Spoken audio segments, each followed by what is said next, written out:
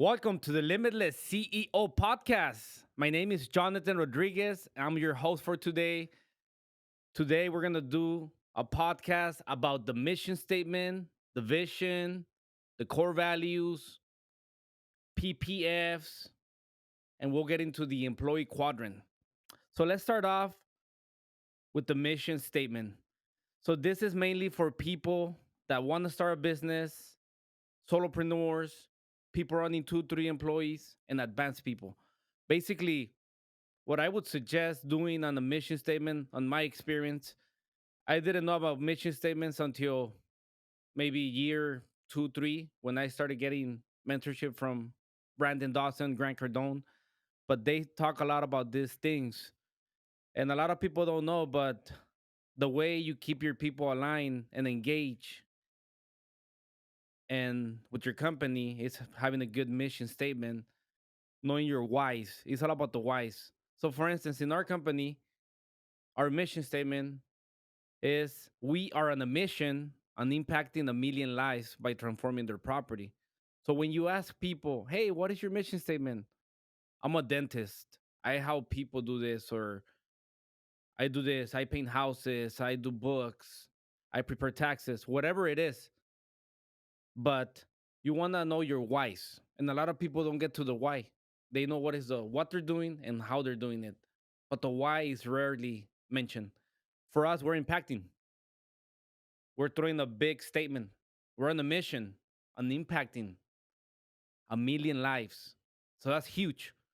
So when people hear that, customers, employees, then they want to be with the company, having a good vision, the vision of the company. Your vision has to be so big and huge and out there that people will want to be in there. So when you are thinking about your mission, think about the why. Why are you doing it? For us, we're impacting a million lives, and not only the lives of the employees we want to impact, but also the customers, the employees' families, friends. So now they're creating a lot of income. With the income, they can create memories with their families, with the friends. So when you're picturing this huge vision for your employees, then people want to be in there because they know you're going to the next level. Let's say you're at 100,000 and you know you're getting to like 100 million, then people want to be in there versus being in a different company that is already at 100 million. Because most likely these companies, they're huge, but they have employees, they have managers, they have other people that in order for them to be there and be at that position, they'll probably have to get rid of these people. On the other hand, if you're a company that is starting off and you have a huge vision, then people would want to be in that vision because now they have a place. You can start developing positions from managers, supervisors, executive level, the C level, C suite. So basically, when people get there, now they might own a percentage. They have skin on the game. So if the company is at 100,000, then if they have like a 5%, then they're getting a percentage, 5,000. On the other hand, if you're going to like 100 million, even though it's a small little percentage, even if it's a 1%, it's a huge amount of money. So basically, yeah. So you picture a huge vision. This is the main takeaway about starting a business: having a good vision, taking the time to know your whys, and then your what and how you're doing it.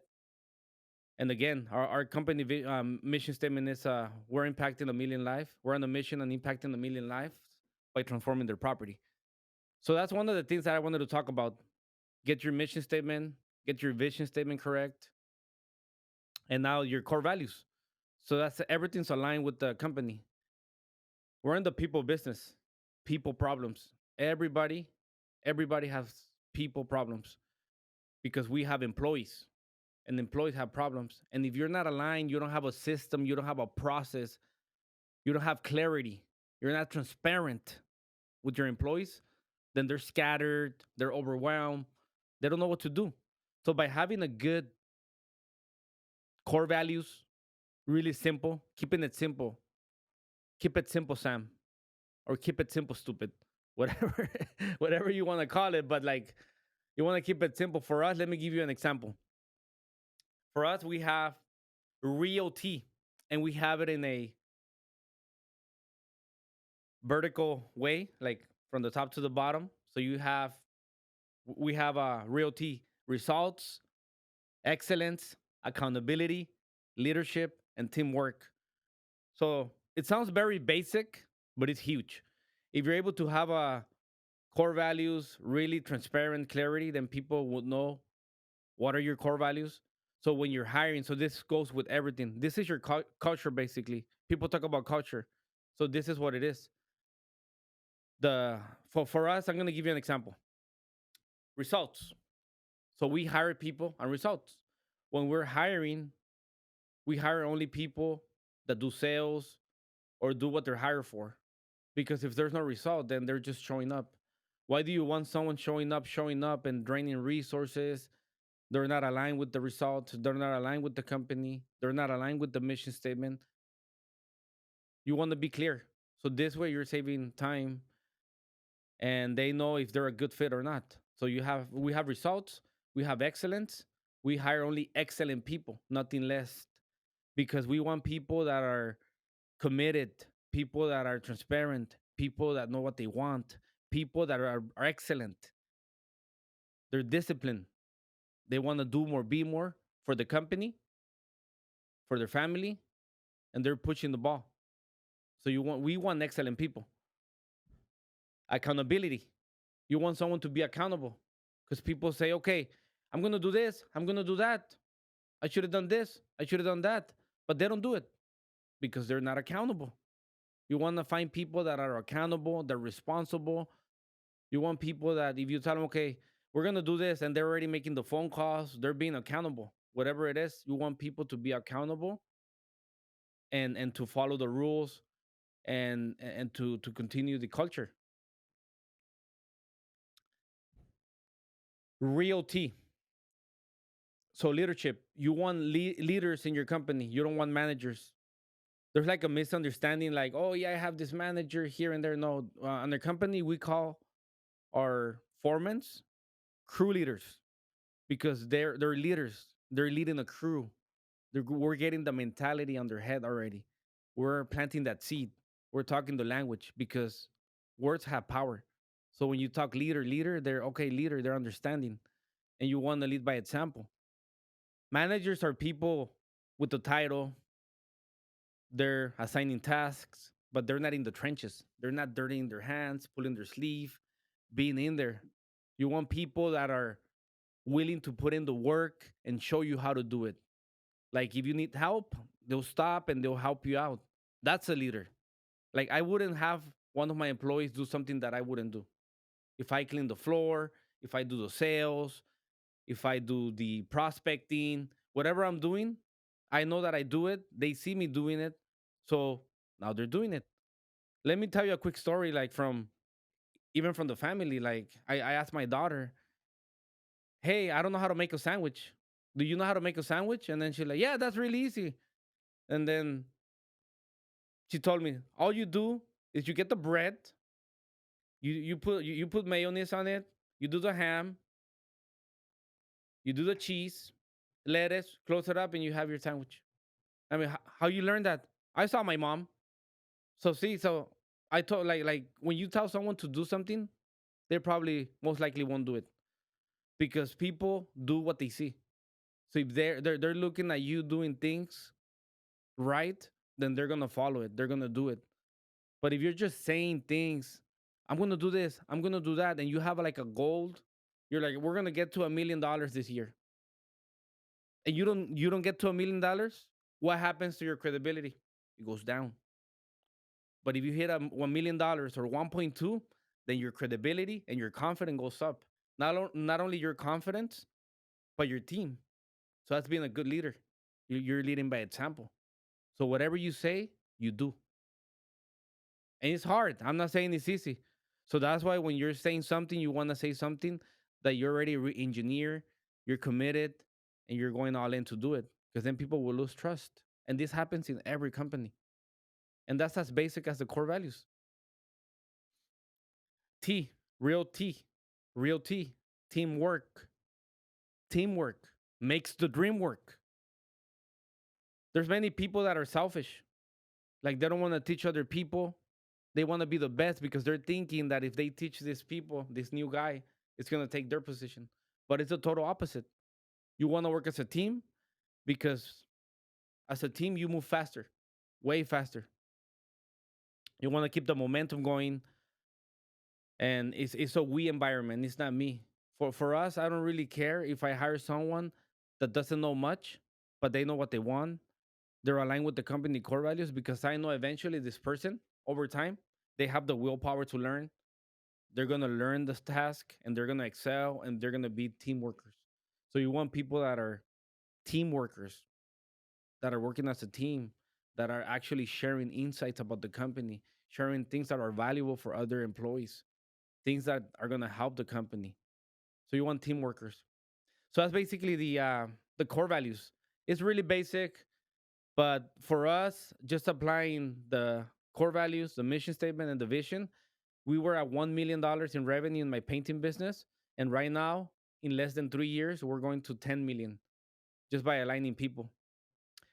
And that goes along with the PPFs. So basically, the PPFs are the personal, professional, financial goals.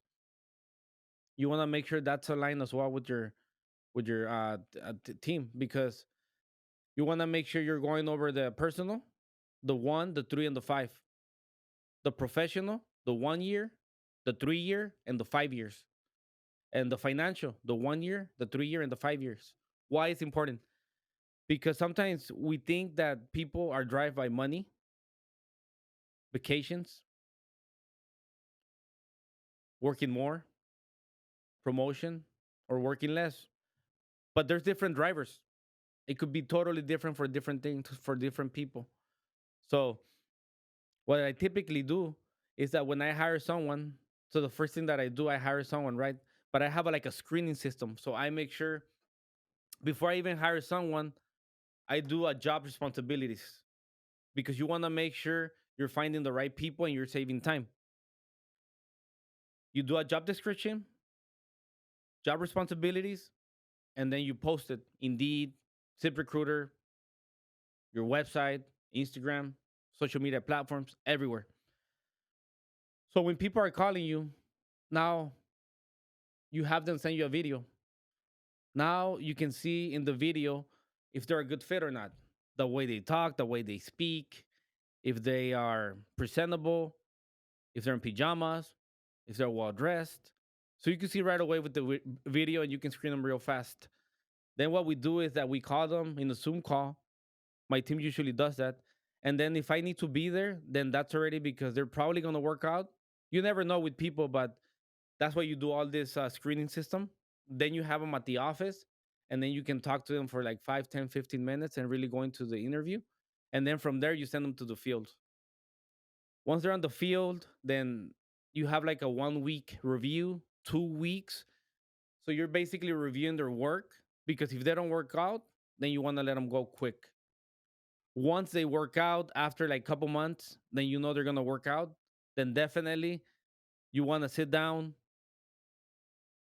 not at work, maybe on the Starbucks restaurant, and go over the PPFs, the personal, professional, financial goals. So this way, you know what are their drivers. So the personal, what is some of your personal goals? For instance, one of my employees, I did the personal. He wanted to be in the media industry. So he wanted to take off like maybe like Saturday and Sunday. And I was thinking, oh, he wants to work more because he's young. But no, he wanted more time to do more things. He wanted to be at 40 hours. On the other hand, I had this other employee that he was building a house in Honduras and he needed more money. So he wanted to work overtime, double time, Saturdays, Sundays. And other people would want to take off on vacations. And there's other people that maybe want to take off on Saturdays and Sundays because they just got married. But there's so many different drivers. So by understanding your employees, you're able to make informed decisions. And the same thing with the financial, like where do you want to be? Do you want to be promoted? Like sometimes you thinking, okay, I'm gonna promote this guy to a man to a leader, or you want to promote him to a different position, but maybe they don't want to be promoted.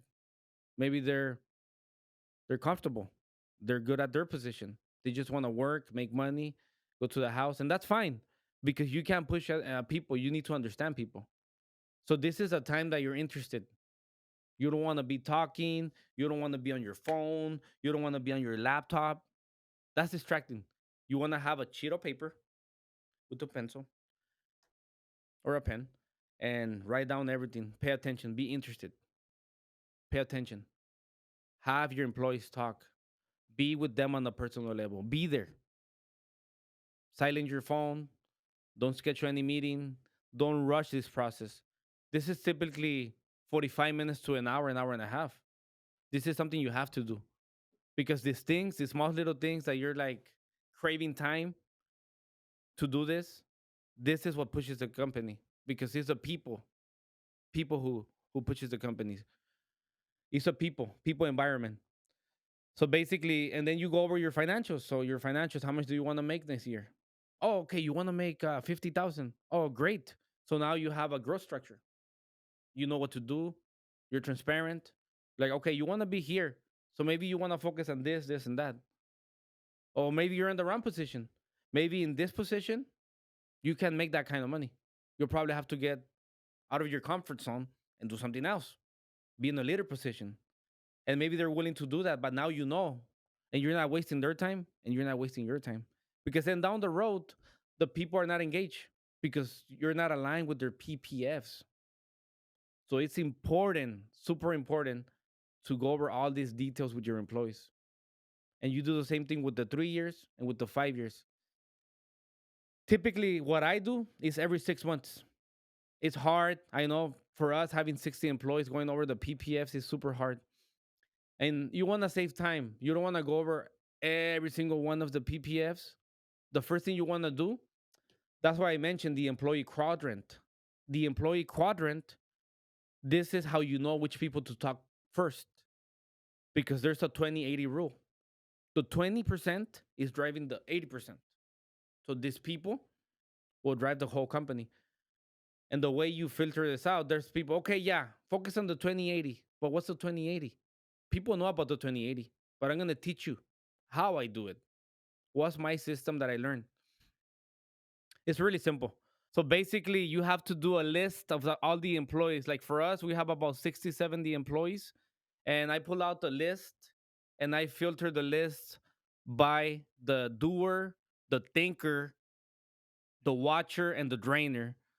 And the way you do it is that you focus on your 20% first. So you have your upper management, so maybe the direct supervisor of whoever's managing those people. And then you have the foreman and the salespeople, whoever it is, and someone at the office at this meeting. You want to make sure you're going all the details. And for instance, the way you know they're a thinker, a doer, a watcher, and a drainer is like, let's say a thinker is someone thinking, always like implementing ideas. You tell them, we're going to do this. They're already making phone calls. They're bringing ideas to the table. They're actually sharing something that is going to work for the company. The doer is someone actually doing things. They're not thinking about it so much. They have the idea and they get the idea, they implement it, they know how to do it. Because a lot of times what happens is that you have a great idea, great, but then you don't write it down and you forget it.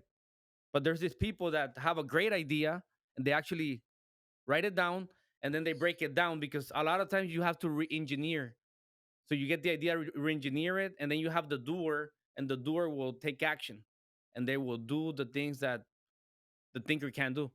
Sometimes if you get lucky, once in a, I don't know, out of 1,000 employees, then you have a thinker and you have a doer, and that's great. So these people you want to keep, you want to promote, promote, and promote. You want to give them raises, incentives, commissions, and speak about them. Highlight them in the meetings. Like if you're having operations meetings every week, like highlight them in the meetings, making sure people know that they're the performers, so people can follow them. People can also win. So these people you promote, promote, and promote. Then we have the watcher, people that are just watching.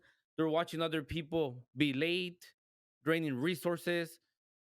They're stealing company material and they don't say anything. They're just watchers, like in the ocean, in the middle of the ocean. And eventually they're going to drain down to a drainer. So that's the drainer. So the drainer will be a person that it's draining resources.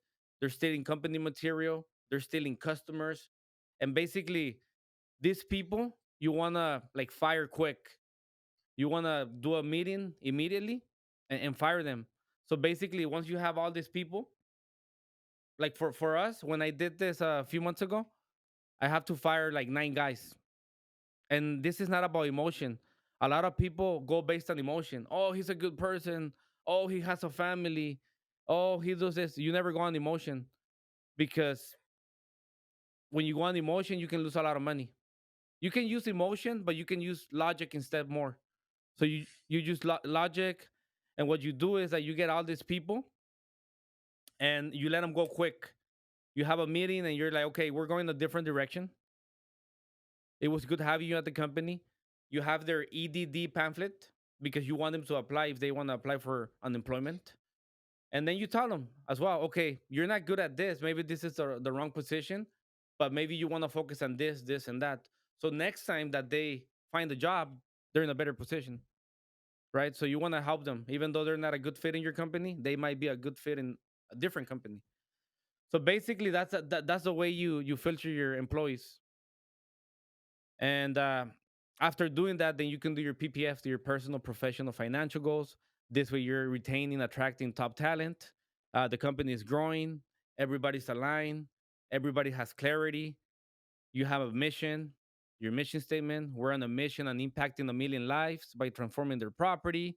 You have your company core values and an acronym type so people can remember them. Real T, results, excellence, leadership, accountability, teamwork. And then you have your vision. You have a huge vision so people can be in the vision and they don't want to leave because they know they're going to grow with the company. Now you know who's your 20% because you went over the list, because people talk about 2080, but now you filter everybody out with the employee quadrant. You let the people go. Just by letting these people go, you're making a lot more money already because the revenue per employee. A lot of people are like, oh, we're making $10 million. Yeah, but how many employees do you have? Or we're making $1 million with 20 employees. You're probably losing money. So you want to focus on the $200,000 to $500,000 revenue per employee. So if you're making $1 million, you need to have at least 2 to 3 employees, no more, because then you're breaking even or you're losing money. So by focusing on this 20/80 rule, this 20% will drive the 80%. Thank you for chiming in to the Limitless CEO podcast. I'll see you next time. Let's get it.